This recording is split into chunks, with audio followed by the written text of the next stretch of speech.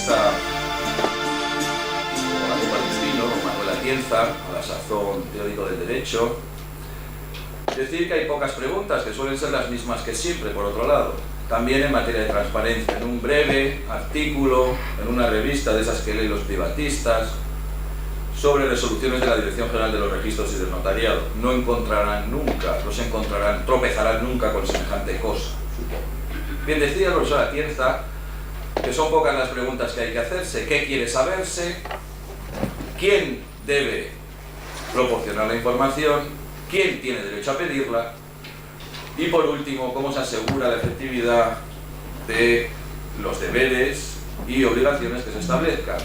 El profesor Atienza en realidad decía que, como todas las preguntas jurídicas, termina resolviéndose no tanto en qué debe saberse, sino lo que es más interesante, y la ley de transparencia es un buen ejemplo, qué no debe saberse.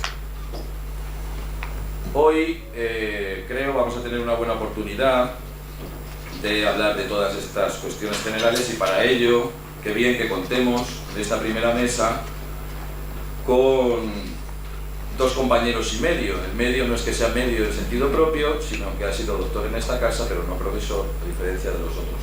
En primer término, contamos con don Emanuel Jiménez Franco, profesor que es titular de Derecho Administrativo en esta casa, doctor también por esta casa, que nos expondrá, en el plazo que le han estipulado los señores directores y que yo trataré de cumplir rigurosamente, nos expondrá los principios de transparencia activa. Yo voy a hablar más o menos sobre los principios de transparencia activa, es decir, la información de oficio, la información pública de oficio, y sin más dilación, hoy en día existe una gran desafección por parte de la ciudadanía respecto a los partidos políticos. Entonces yo me voy a centrar o a ceñir sobre todo algunos aspectos polémicos de ahora del actual trámite parlamentario del proyecto de ley de transparencia, acceso a la información pública y buen gobierno.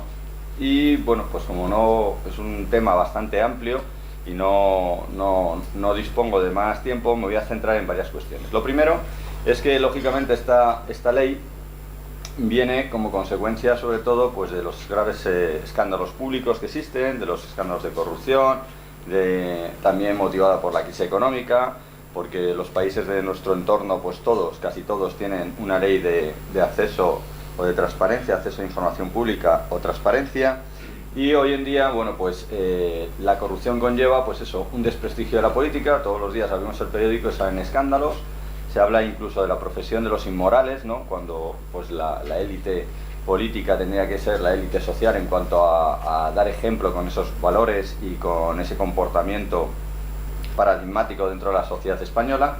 Y hoy en día pues la sensación que se tiene dentro de la ciudadanía es esa desafección y esa impunidad por parte de determinados cargos públicos que ejercen negativamente de forma muy controvertida pues esas funciones públicas.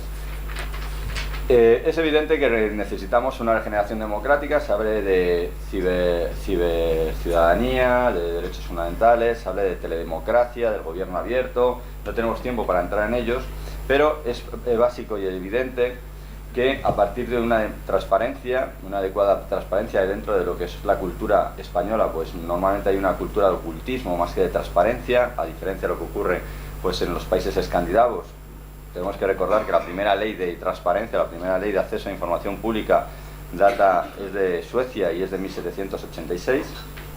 El fomento de la legalidad va a conllevar a implementar una nueva cultura de integridad, que es lo que se busca, ¿no? Una nueva cultura de probidad dentro de los políticos. Realmente, pues el próximo ponente a partir de la Ley de Gobierno Abierto de Extremadura, pues es un ejemplo de esta regeneración democrática que se está buscando, ¿no? Para la buena gobernanza o el buen gobierno es necesario ese fomento de la legalidad mediante la aplicación objetiva de la ley, la imparcialidad, todos estamos al tanto de ellos, buscar la eficacia, es decir, el cumplimiento de los objetivos que se plantea por parte de la Administración, y ser eficientes, es decir, mediante la utilización óptima de los recursos disponibles, la innovación, la flexibilidad, y luego, sobre todo, a partir de ahora, básicamente la priorización de esos valores democráticos que nos tienen que enseñar a respetar lo que es a la ciudadanía, esa participación ciudadana, la colaboración ciudadana, la transparencia en lo que es la información pública y la reutilización de la información del sector público y la rendición de cuentas. Todo eso lleva a una nueva interacción entre la administración y el ciudadano que da nuevas formas políticas como el gobierno abierto, el open government y bueno, pues la democracia 2.0, etcétera, etcétera. Bueno, la transparencia, el derecho a saber, que normalmente se suele hablar del derecho a saber, porque si uno es transparente, si no tienes nada que ocultar, por lo tanto, lógicamente puedes ser transparente, la típica casa de cristal, y este derecho a saber pues se puede definir como el deber que tienen todos los poderes públicos, no solo la administración pública, que muchas veces se ciñen pues el tema de la transparencia a la administración o al poder ejecutivo, sino que se refiere a todos los poderes públicos, pues de motivar, de explicar a la ciudadanía cómo gestionan esos fondos públicos, cómo ejercen las potestades administrativas, cómo prestan los servicios públicos a los ciudadanos, cómo desarrollan esas funciones públicas que son encomendadas, no lo olvidemos, por la ciudadanía, en la cual detenta la soberanía nacional.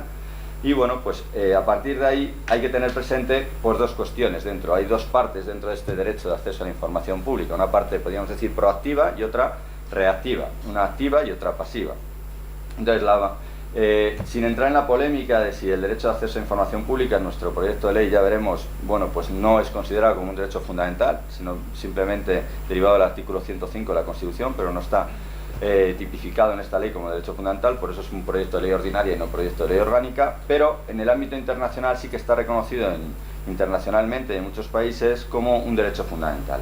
Como digo, son dos partes, la proactiva, que es lo que nosotros vamos a ver ahora, la información pública de oficio, ¿no?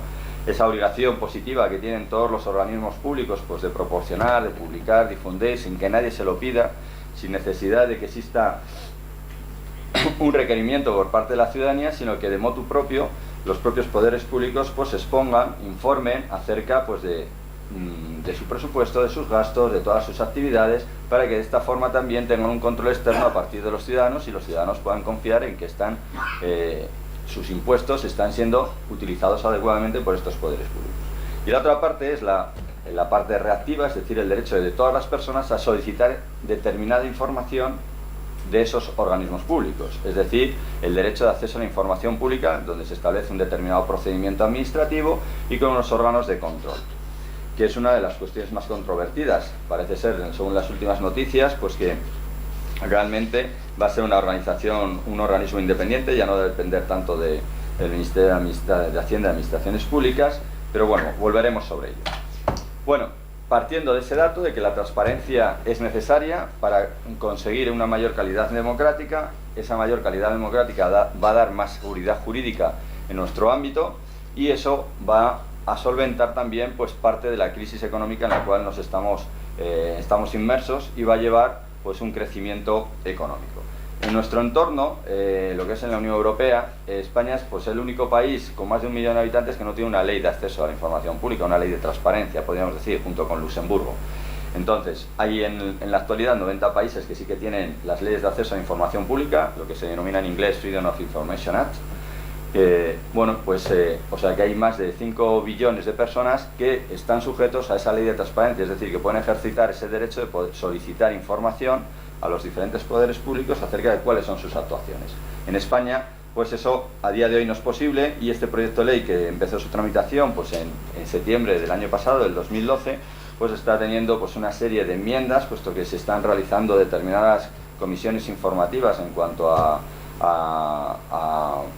la presencia de determinados expertos en el Congreso de los Diputados para exponer sus ideas acerca de cómo debería ser esta ley de transparencia, acceso a la información pública y buen gobierno. Bueno, como digo ahí, este proyecto de ley en principio surge el 7 de septiembre de 2012, ha creado una gran expectativa. En principio parecía ser que iba a ser una ley de transparencia, si es también de buen gobierno como así va a ser, sería el único país en el mundo que tendría al mismo tiempo la transparencia y buen gobierno. Hay diferentes fuentes doctrinales que entienden que deberían ser dos leyes independientes, una de buen gobierno, otra de transparencia, o por ejemplo, pues como luego nos expondrá, pues por ejemplo la reciente ley de Extremadura de gobierno abierto, pues también dentro de su articulado aparece lo que es transparencia, acceso a información pública y buen gobierno, aparte de esa modalidad de gobierno abierto, ¿no? Lo que se pretende sobre todo es que exista un cambio de cultura, que se busque fomentar esa cultura de integridad, de probidad, por parte de los gerentes públicos, de los políticos, básicamente. Hay expectativas muy grandes porque en un primer momento empezó siendo una ley de transparencia, hoy en día también quiere que sea una ley lobista, que se regule el lobby, por ejemplo, también en cuanto que se implemente un sistema de denuncias de protección de aquellas partes que exijan esa rendición de cuentas. La naturaleza del derecho de acceso, si es un derecho fundamental o es un derecho constitucional, donde hay bastante polémica, puesto que, bueno, lógicamente es un derecho que sería mucho mejor protegido si tuviera ese carácter de derecho fundamental, debido a las garantías jurídicas de las cuales estaría investido. Pero a día de hoy parece ser que la idea del gobierno pues no es dotarle de esa naturaleza.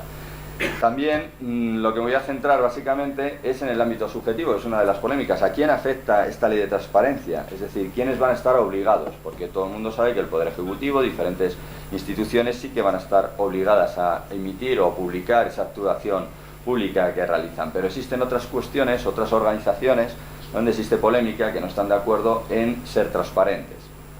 Entonces, nosotros... simplemente para ponerlos en situación de cómo es este proyecto de ley, tiene tres partes básicamente. Una que es la transparencia de la actividad pública, viene en el título primero, dividida pues en tres partes: el ámbito subjetivo de aplicación, la publicidad activa y el derecho de acceso a la información pública, que es lo que hemos visto, ¿no? La parte proactiva y la parte reactiva del derecho a saber, podríamos decir. Y luego el título segundo, que sería pues la parte de buen gobierno, con una serie de régimen disciplinario, etcétera, etcétera. Nosotros nos vamos a centrar básicamente en el portal, como es la publicidad activa, en el portal nacional de transparencia y en el ámbito subjetivo de aplicación, en estas dos primeras partes. Bueno, en cuanto al ámbito subjetivo, todos los que conocemos pues lo que es el concepto de sector público, que es mucho más amplio que el de administración pública, pues aparecerían en primer lugar a quienes están sujetos a esta ley de transparencia, pues por una parte las administraciones territoriales, es decir, la estatal, la autonómica y la administración local, también la seguridad social. Por una parte también aparecería lo que se denomina la administración independiente, es decir, pues aquellos organismos autónomos, agencias estatales, entidades públicas empresariales y aquellas entidades de derecho público que tengan funciones de regulación o supervisión de determinados sectores, pues puede ser pues el Banco de España, etcétera, etcétera, todas estas, lo que se denomina una administración independiente, incluso pues puede ser las universidades públicas. También aquellas entidades de derecho público con personalidad jurídica propia vinculadas a cualquiera de las administraciones públicas, incluidas las universidades públicas, también las corporaciones de derecho público. En lo relativo a sus actividades sujetas a derecho administrativo, siempre se habla de actividades sujetas al derecho administrativo, lo cual, pues para la ciudadanía en general, a veces queda diciendo, bueno, ¿y eso a qué se refiere? Bueno, pues realmente sería mucho más fácil decir, bueno, pues en materia de contratación, en materia de bienes, en materia de personal, en materia presupuestaria, que sería mucho más sencillo. Pero bueno, siempre se habla de actividades sujetas a derecho administrativo.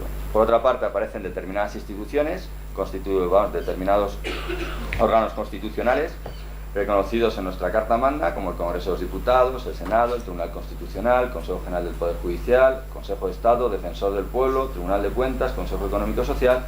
Y luego, bueno, pues cuando se han duplicado en el ámbito autonómico, pues también estarían sometidos, pero también en las actividades sujetas a derecho administrativo, como digo, personal, contratos, bienes, materia presupuestaria. Y luego aquí entraríamos en lo que es la parte ya del sector público. Dentro del sector público, lo que son aquellas personas jurídico-privadas que están en mano pública, es decir, tanto las sociedades mercantiles, siempre y cuando pues tengan una financiación superior al 50% por parte de las administraciones, fundaciones del sector público, también son personas jurídico-privadas, pero que tienen una financiación mayoritaria, y luego asociaciones constituidas por las administraciones, organismos y entidades previstas.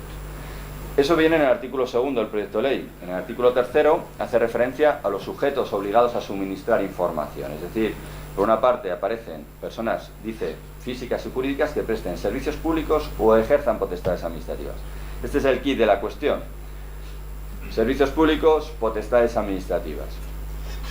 Todas ellas están obligadas a suministrar a cualquiera de estas personas jurídicas que hemos visto en el artículo anterior, en el artículo segundo, pues previo requerimiento se le puede solicitar información y están obligadas a emitir o suministrar información para que la publiquen en los diferentes portales de transparencia. Incluso también dice que se extenderá a los adjudicatarios del sector público, de contratos del sector público, en los términos previstos en el respectivo contrato, lo cual en mi opinión es un exceso, porque como dice en el respectivo contrato, eso que implica que cada vez que se haga un contrato público, si se llega a un acuerdo entre la administración y el respectivo adjudicatario del contrato del sector público en no dar la información correspondiente en cuanto a la adjudicación, los criterios de adjudicación, etcétera, etcétera, pues si viene como una cláusula particular, conforme a este artículo, párrafo segundo del artículo 3, quedaría exento, lo cual, a mi parecer, me parece que es excesivo que por un acuerdo bilateral se pueda excluir de la aplicación de una ley. Bueno, estos son personas físicas y jurídicas. Habréis visto todo el mundo, por ir ciñéndome al tema, porque me quedan 10 minutillos, que normalmente hablan qué va a ocurrir con los partidos políticos, qué va a ocurrir con la corona, qué va a ocurrir. Al principio estaba fuera, como habéis visto, del proyecto de ley. Según los medios de comunicación y según el Partido Popular, el partido en el gobierno, pues ahora sí que van a estar incluidos. La corona, por una parte, pues va a estar incluida, pero no plenamente, sino con ciertas restricciones. Pero ¿qué ocurre con otras organizaciones que tienen carácter privado, pero que realmente sí que interesa cómo manejan esos fondos públicos? Porque hemos visto antes que lo importante es lo que es la función de prestación de servicio público y el ejercicio de una potestad administrativa. ¿Qué ocurre cuando hay determinadas organizaciones privadas que manejan fondos públicos, que son fondos que son suministrados gracias a los impuestos de los ciudadanos, como los partidos políticos, los sindicatos, las organizaciones empresariales, las cámaras de comercio, las federaciones deportivas, los medios de comunicación, incluso la Iglesia, etcétera, etcétera? Bueno, todos estos realmente a partir de ahora, según las nuevas noticias, sí que van a estar dentro del ámbito subjetivo de aplicación de la ley de transparencia. ¿Por qué? Porque no solo se va a aplicar a aquellos entes o a aquellos organismos públicos que ejerzan potestades administrativas o que presten servicios públicos, como hemos visto, sino también pues a aquellos que actúan financiados con fondos públicos, que tienen una determinada relevancia institucional o bien que son considerados poder adjudicadores.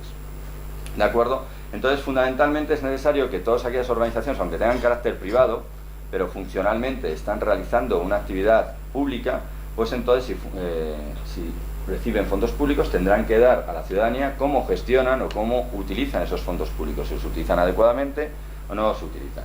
Un ejemplo muy básico, y es una de las novedades, bueno, viene el Convenio Europeo sobre acceso a los documentos públicos, donde sí que se recoge en nuestro proyecto de ley. A día de hoy no aparece esa financiación, no aparece, hemos visto que son servicios públicos y potestades administrativas, pero no hace alusión al ejercicio o a la utilización de los fondos públicos, pero sí viene reconocido, por ejemplo, en el Convenio Europeo sobre acceso a los documentos públicos, cuando habla de personas naturales o jurídicas que realizan funciones públicas o actúan financiadas con fondos públicos. Lo que ocurre es que es potestativo dentro del convenio, ¿de acuerdo? Es a mayores de cada Estado parte firmante de este convenio. Bueno, volviendo a los partidos políticos, que puede servir de ejemplo para el resto de entes o de personas jurídico-privadas, como la Iglesia, los medios de comunicación. Ayer salió una noticia que, por ejemplo, en Galicia habían protestado un determinado partido respecto a la decisión del gobierno gallego de no cobrar el IBI a la Iglesia, porque decía que estábamos en tiempos de crisis, lo cual, pues, con mayor motivo se le debería cobrar el impuesto sobre bienes inmuebles a la Iglesia. Bueno, volviendo a los partidos políticos, una de las posibilidades que existe es que incluso se le pueda aplicar la normativa contractual europea, la normativa contractual pública. En la propuesta de directiva de contratación pública de la última revisión es de noviembre, el último documento es de noviembre de 2012, en el artículo 10, en la letra G, dentro de las exclusiones específicas relativas a los contratos de servicios que se van a aplicar por esta normativa contractual pública, aparece los contratos de servicios para campañas electorales. Entonces, si interpretamos en sentido contrario, que los contratos de servicios durante una campaña electoral no se van a someter a la contratación pública, entonces entendemos que el resto de contratos de obras, servicios o suministros realizados por los partidos políticos quedarían dentro del ámbito de aplicación de la directiva contractual europea, es decir, dentro de nuestra normativa contractual pública. ¿Esto qué conlleva? Pues que los partidos políticos también serían un poder adjudicador. Al ser un poder adjudicador, pues se cumplirían las tres condiciones. Un partido político se crea para satisfacer necesidades de interés general que no tengan carácter industrial o mercantil, viene en el artículo 6 de la Constitución, que es expresión del pluralismo político. Está dotado de personalidad jurídica propia, aunque en este caso de carácter privado, y también su gestión financiera está sujeta a la supervisión del Estado, puesto que son perceptores de fondos públicos y además estos fondos públicos obedecen simplemente pues a la recepción por parte de estos partidos políticos o grupos parlamentarios de subvenciones. Según el informe del Tribunal de Cuentas, publicado el 29 de marzo de 2012, los partidos políticos con representación tanto en el Congreso de los Diputados como en los parlamentos autonómicos a lo largo del año 2007 recibieron 281 millones de euros. Y por su parte, frente a esa financiación pública, porque el tercer requisito es que tengan una financiación mayoritaria por parte del Estado, pues los ingresos privados fueron de 67 millones de euros. Por lo tanto, los partidos políticos sí que tendrían la condición de poder adjudicador conforme a la nueva propuesta de directiva de contratación pública y conforme pues, a las nuevas modificaciones que seguramente tenga el proyecto de ley de transparencia, donde la utilización de fondos públicos de forma mayoritaria pues sí que pueda conllevar la exigencia de esa transparencia. Evidentemente, habría que analizar partido político por partido político, no sería general, y en función del dinero que hubieran recibido. Y bueno, pues ahí veríamos que, por ejemplo, pues esas donaciones que reciben por parte de diferentes empresas, etcétera, etcétera, pues ahora el caso Bárcenas, etcétera, pues se vería solventado. Bueno, dentro de la publicidad activa, en el proyecto de ley aparecen los principios generales: información institucional, organizativa y de planificación, información de relevancia jurídica, información económica, presupuestaria y estadística, y un portal de transparencia que depende del Ministerio de Presidencia en el artículo 8º. Pero aparte, por no relatar los diferentes artículos, aparte de lo que viene establecido en el proyecto de ley, sería conveniente que también, por ejemplo, hubiera una relación, bueno, la plantilla de personal perteneciente al ente público, es decir, el número exacto de empleados públicos que tiene a su cargo y la distribución por categorías, así como los costes de dicho personal. Estas son las indicaciones de Transparencia Internacional en cuanto a cómo debe ser un portal nacional de transparencia pública. También no se habla de la relación de inmuebles, las oficinas locales que tienen en propiedad o que tienen arrendados, que tienen ocupados o adscritos a ese ente público, el importe de las retribuciones de los cargos públicos electos y altos cargos públicos del ente público, el currículum de cada uno de ellos, números de cargos de confianza, de personal eventual, personal de libre designación existentes en el ente público, con detalles de sus retribuciones. Algo que no se dice nunca y que no viene tampoco el proyecto de ley es el número de tarjetas de crédito oficiales o institucionales existentes en ese ente público, el número de líneas y de teléfonos móviles, de smartphones, que sean oficiales o institucionales, el número de vehículos oficiales, porque tenemos un parque móvil excesivo respecto a otros países de nuestro entorno, el importe total de las dietas y gastos de viaje incurridos por su personal, el número de contratos menores y sus importes, y obras e inversiones. Una de las cuestiones que además no viene, por ejemplo, en el proyecto de ley, pleitos de la administración. Siempre se ha dicho que si usted no está de acuerdo con lo que dice la administración, pues usted recurra, que ahí tiene los tribunales de justicia, el contencioso administrativa. Pero hay muchísimas administraciones que están continuamente realizando actuaciones que no son conformes al ordenamiento jurídico y por lo tanto sería conveniente que también pues, de forma transparente explicasen el porcentaje de decisiones de la administración que son objeto de recurso, qué tanto por ciento, qué porcentaje de recursos son estimados por la Administración de Justicia y qué ocurre posteriormente con la ejecución, porque eso es dinero, si tienes que pagar una indemnización, etcétera, etcétera, por parte de una administración pública, es dinero de los ciudadanos. Entonces una administración, un ayuntamiento, pongamos por ejemplo cualquier ayuntamiento de España, dentro de los 8.200 que hay muchos que en materia urbanística está continuamente en los tribunales de justicia y pagando indemnizaciones que salen del bolsillo de los ciudadanos. Otra de las cuestiones, bueno, pues el endeudamiento, etcétera. Pero como me queda poco tiempo, también en cuanto al proyecto de ley hay que tener presente varias cuestiones. En primer lugar, la entrada en vigor, que es al día siguiente y un año el título primero, es decir, al día siguiente entrará lo que es el título segundo sobre el gobierno, pero el título primero, que es el derecho de acceso a información pública y la publicidad activa, tendrá una vacatio legis de un año. También que ese portal de transparencia que aparece en el artículo 8º y las unidades de información que aparecen en el artículo 18 solamente son aplicables al ámbito estatal, al ámbito de la Administración General del Estado, no en el ámbito autonómico ni en el ámbito local. Por eso, pues por ejemplo, pues existen diferentes leyes, pues la ley extremeña del gobierno abierto, donde pues realiza sus propias disposiciones en materia autonómica y en materia local. O también, pues por ejemplo, existe un anteproyecto de ley en Castilla y León, existe una ley ya en Navarra y otra en el País Vasco. También es importante la revisión y simplificación normativa, ese plan. Y luego también las unidades de información, porque se habla del Portal Nacional de Transparencia, pero es muy importante que existan unas unidades de información con personal cualificado que sepan gestionar ese portal de transparencia y que sepan dar la información necesaria a los ciudadanos. Cuando un ciudadano vaya a solicitar en esa parte reactiva del derecho de acceso a la información pública, que esa unidad de información sea personal cualificado y no cualquier persona que se encuentre, que pasa hoy en día como las oficinas de información, que llegas o de atención al ciudadano y no es una persona a lo mejor pues afable o servicial al ciudadano, sonriente, y realmente pues no dan el servicio. Estas unidades de información creo que sería muy importante que tuvieran un desarrollo mucho más importante del que tienen hoy en día en el proyecto de ley. Y por ir acabando, solo 2 minutillos, un pacto nacional sobre corrupción sería conveniente para mejorar esa democracia de calidad y cultura de integridad.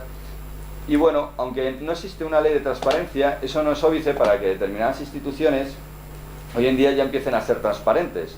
Entonces, por ejemplo, un ejemplo de ello es el defensor del pueblo. Sin necesidad de que exista ninguna norma jurídica que se lo explique, ya ha actuado en consecuencia de establecer un portal de transparencia adecuado. Por ejemplo, establece la transparencia del defensor, aquí veis el presupuesto, donde viene pues la evolución de 2009 de 15 millones de euros a 2013 14 millones, con un decrecimiento. También viene la ejecución presupuestaria de 2012, pues gastos de personal, en cuanto a lo que cobran los altos cargos, los funcionarios, los laborales, la dotación final, pagos realizados, pagos pendientes, remanentes, incentivos al rendimiento, gastos en bienes corrientes y servicios, arrendamientos, reparaciones, mantenimientos, conservación, material de oficina, indemnización por servicio, gastos de publicaciones, compras, suministros y otros. También lo que es la estructura de personal,